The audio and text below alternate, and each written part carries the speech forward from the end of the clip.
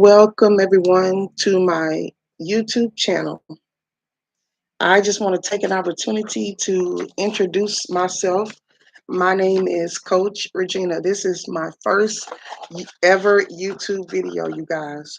So, for all of you veteran YouTubers out there, please be patient with me as I learn to adapt to all of the technology that's around me and hopefully get a chance to kind of share with you guys a little bit about what it is I do. So, again, I am a mind wellness coach. I enjoy sharing, uplifting, inspiring, encouraging information to people that may be struggling or battling depression or any form of mental health issues. I myself was diagnosed with bipolar disorder several years ago. And what I now do is I actually utilize cooking as a outlet in order to be able to calm myself, keep myself in a place of positivity at all times. Again, I want to introduce you guys to my channel. So that's just a little bit about me there. So you'll get a chance to know me more and more as I continue to make these videos. So today I want to talk to you a little bit about overthinking.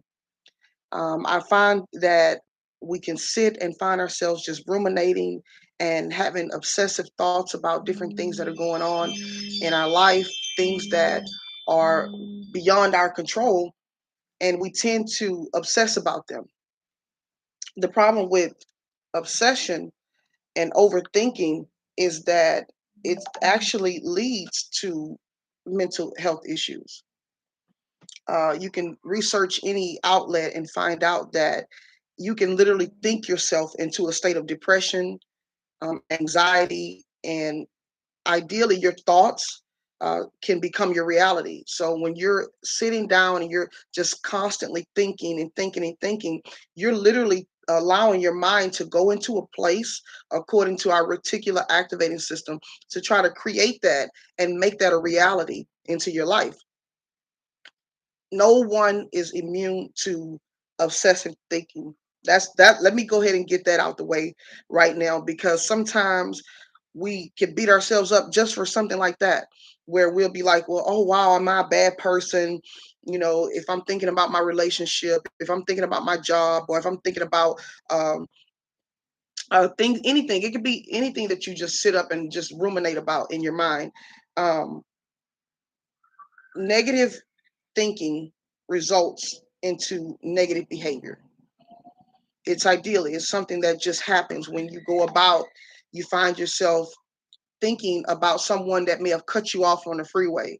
And 60 seconds is literally, I'm saying 60 seconds because for me, I just try to take a moment to breathe and I make myself aware that that person may have their own issues that they're going through. And for me to try to find out, oh, who this person is, and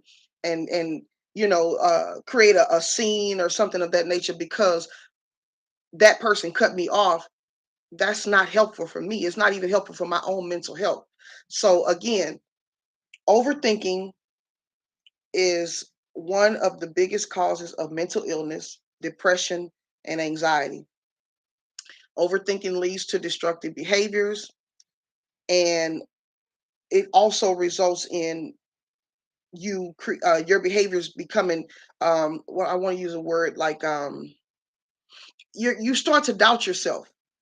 Let's say something happens and you find yourself just sitting up thinking like, wow, I should have did this or I should have did that, and you've spent what 2 3 hours thinking about something that you can't control. You can't control it. It's done. It's over with. So allowing yourself to just sit and just ruminate on something that happened, whether it was a day ago, whether it was that morning, or whatever the case may be. In the instance that I utilized, I said the person may have cut me off on the road. Let it go. Let it go. And I know that you may say, but Coach Regina, that's easier said than done. You don't understand. This person cut me off. And some people are so blunt nowadays, they'll actually give you the finger as well, as a means of expression, expressing their rage for whatever may occur. I don't do that to people, but it has happened. There's also instances where people have been killed and or shot for this very thing. So allowing yourself to calm down, count five, four, three, two, one. Breathe. Five, four, three, two, one. Even give yourself something like a mantra, something that you can say, it's not about them, it's about me. It's not about them, it's about me. You can even reverse it. It's not about me, it's about them. It's not about me, it's about them. And the reason why you want to do something like that is because when you take either self out of the equation or take that person out of the equation, you're allowing yourself to focus back in to what's important. And at the end of the day, what's important is your mental health. You having a sound mind. You're not going to always have a sound mind at all times in life. Life just happens and it has a way of getting us out of character. But at least if you can just take an opportunity to breathe, create a mantra, examine your behavior. Sometime I've seen people get so out of touch with who they are as a person before they know they didn't take it to 10. Like they literally have taken it to 10 where they have either cussed someone out, got into an argument, fight, um, said something they shouldn't have said, or whatever the case may be.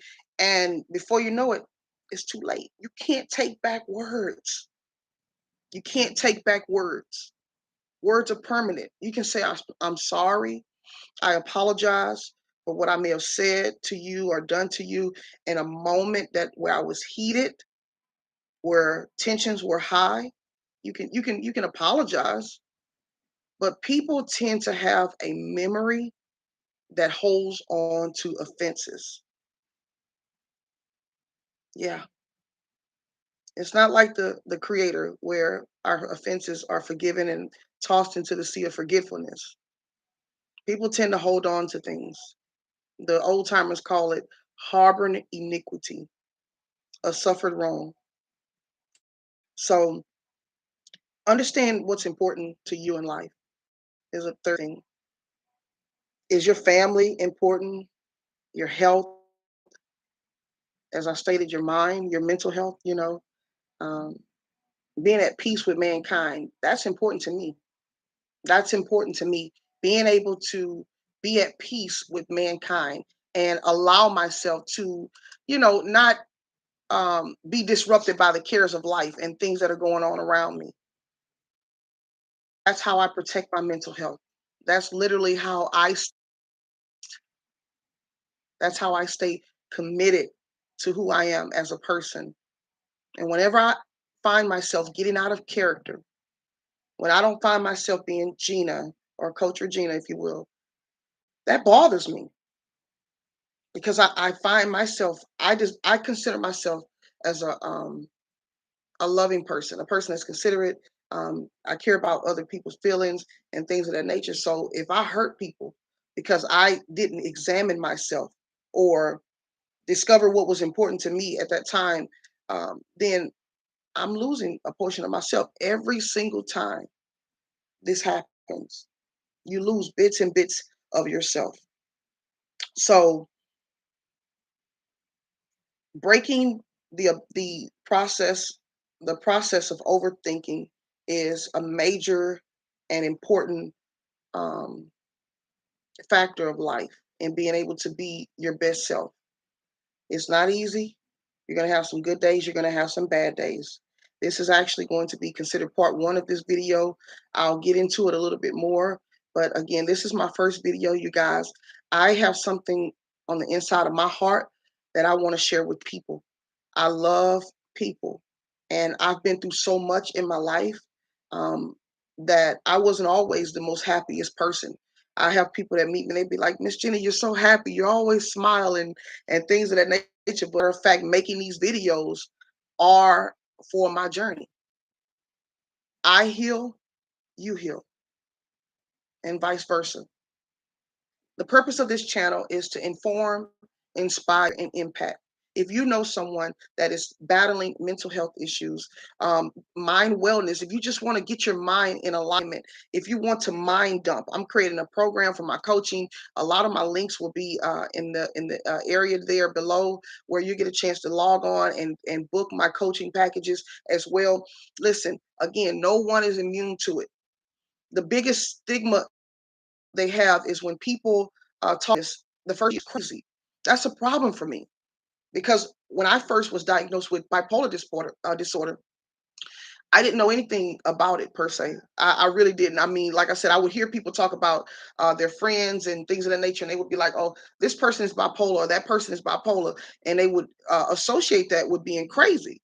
So whenever I had my breakdown a few years ago, and the doctors had diagnosed me with the condition, the first thing I thought about, oh my God, people are gonna say she's crazy. Like that was the first thing. And I mean, that was hard for me. I mean, when I said I broke down, you guys, I broke down.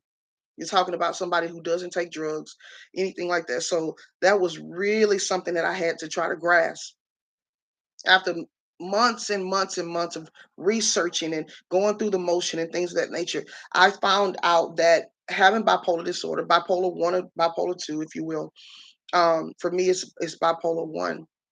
It's a chemical imbalance in the brain that affects the mood. So there are some highs and there's some lows, meaning I have good days and I have bad days. For me, I practice mindfulness. I do affirmations. I have a lot of my affirmations around here that I do in the morning, and I have a prayer and meditation life. I also exercise early in the morning as well to try to get those endorphins rolling and the dopamine to happiness and everything like that. So I needed to understand who I was as a person so that I wouldn't allow that stigma to be attached to me. I literally had to do that. And for you or anyone you may know that also may be dealing with bipolar disorder, there are other in mental illnesses such as schizophrenia, dissociative disorder, and different things like that that are in the psychological category. But when it comes to bipolar disorder, people's moods are not as normally stabilized as other individuals. I want to say first, I'm not a healthcare provider. I am a person that has experienced mental illnesses. Therefore, I've taken time to research, understand my mind and my triggers.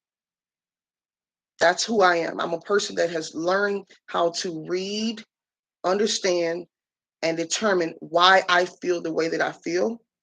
And I have become so inept at being able to do that with others that I find myself on this journey wanting to help other people. Now, I'll be in school for psychology soon. You never know. I may become a licensed counselor at some point in my life. But at this point in my life, I just want to see other people healed and made whole. Guys, thank you guys for watching. Go with me on this journey. I hope that I can get many subscribers that can tell their friends and then tell their other friends, and then tell their family members, etc., that this person is someone that you just want to listen to that understands mind wellness. Thank you guys. It was a blessing. Take care.